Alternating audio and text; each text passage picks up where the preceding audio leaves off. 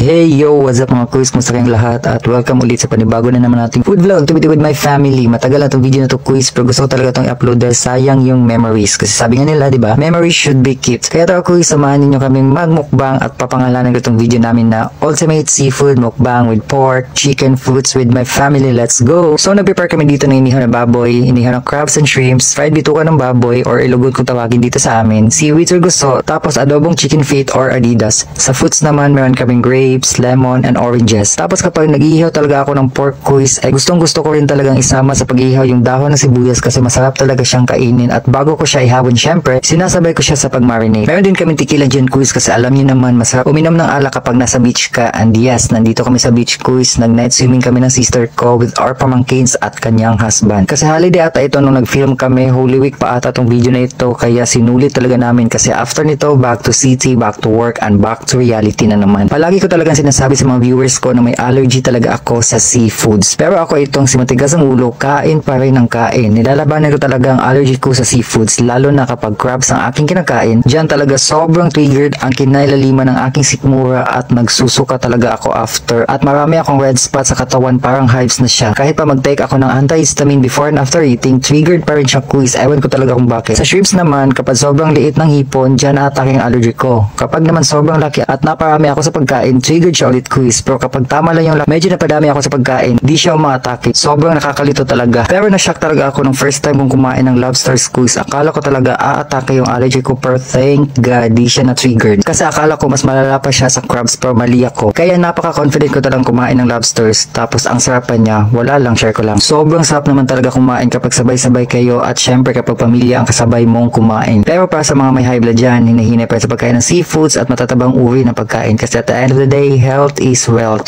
Pageant lang. But yes, tama talaga sila. Masarap talaga ang bawal. Kung sa love pa, the more you hate, the more you love.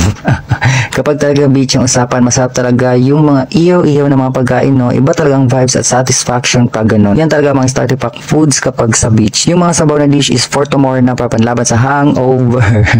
Lucky me chicken lang sapat na. Palaban manig sabaw. Napakaswerte talaga namin sa araw na ito kasi may bakante pa silang room at dahil nga Holy Week ito, nung nag-shoot kami, pahirapan sa pagkuha ng room kasi long weekend view. Lahat gusto mag-relax at lahat halos gustong mag-beach. Kaya thank God nabigyan pa kami ng isang room at napaka-comfortable pa ng aming kama. Yung oranges at lemon pala namin dyan kuys ay para yan sa aming tequila. Salt na talaga yung kulang. Tapos at meron pa naman kaming fried isa ng baboy at inihaw na baboy. Yun na lang din ang pulutan namin mamaya. Yan din talaga ang purpose ng iyaw-iyaw sa beach. Di lang pang ulam, pang pulutan pa. Di rin siya hasilutuin kasi salang ka lang ng salang tapos babalik tawin mo lang hanggang sa maluto. Nga pala kuys, narinig ko from a doctor na dapat 32 pieces of grapes lang ang dapat natin kainin in a day. Share ko lang kasi may grapes kasi kami sa video na ito. Meme lang kuys, may masabi lang.